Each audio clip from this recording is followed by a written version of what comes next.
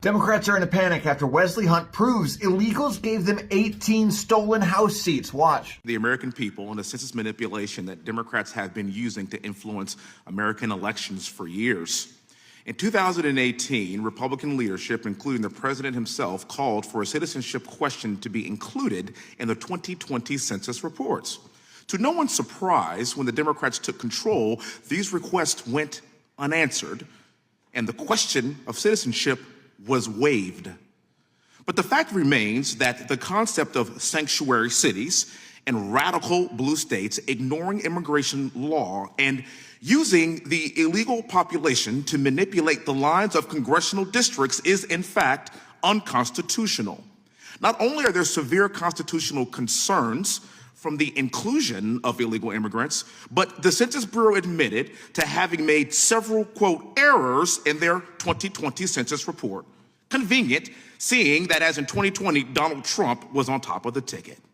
In 2020, the Bureau undercounted in primarily deep red states such as Arkansas, Florida, Mississippi, Tennessee, and Texas, all red, while overcounting in radical left blue states like Delaware, Hawaii, Massachusetts, Minnesota, New York, Ohio, and Rhode Island. This egregious error led to many states being denied proper representation in Congress and the Electoral College. So much so that these errors cost Republicans not one, not two, not three, not four, not five, but 6 seats in the House. In addition to the 2020 miscounting, including illegal immigrants in the census has improperly granted radical left blue states 12 additional seats in the United States House of Representatives.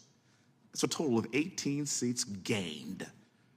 That is a huge problem, and those are the facts. Mr. Mayfield, thank you so much for being here, sir. I have a question for you, if you don't mind. You, sir, are a seasoned litigator who has practiced in matters ranging from complex commercial litigation to constitutional and administrative law. In your expert opinion, and I want you to really speak about this in long form because I want this recorded, should illegal aliens be included in the apportionment process under the 14th Amendment?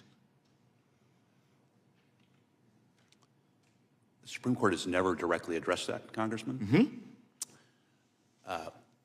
For apportionment purposes, as Congress has interpreted it, the Supreme Court has held that it currently applies to all people, regardless of citizenship. There is certainly an open question as to whether or not, if Congress were to direct the Census Bureau to do it differently, as to whether or not that would be legal. Okay, so in regards to thinking more of a high level, in terms of being a citizen and what it means to be a citizen in this country, and I do believe that being a citizen in this country means that you have the right to choose the leadership if you're a tax-paying legal citizen in this country. If you are an illegal person in this country, should you, under any circumstances, be allowed to vote and choose leadership in this country?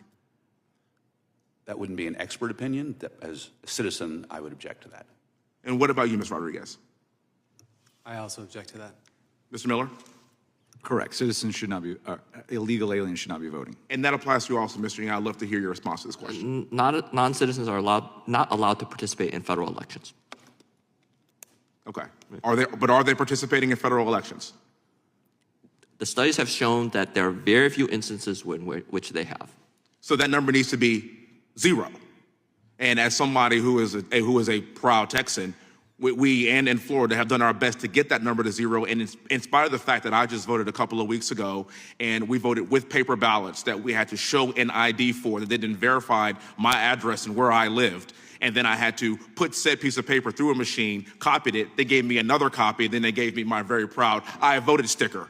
And even with those stringent rules, with my daughter who is 7 years old was actually with me, she too got an I voted sticker. And guess what? With those stringent laws, we still have illegals voting in federal elections. So the question is not even about what's happening in Texas. If it's happening in Texas, you have to imagine that while it may seem like a minuscule amount to you, sir, that number needs to be 0. And if it's happening in Texas with those stringent rules, imagine what's happening in other blue states that don't have anything that closely resembles that level of redundancy to ensure that the person that voted in that election is, in fact, a citizen that has an address and has an ID. And with that, I'll yield back the remainder of my time. Thank you very much. Thank the gentleman from Texas. That concludes.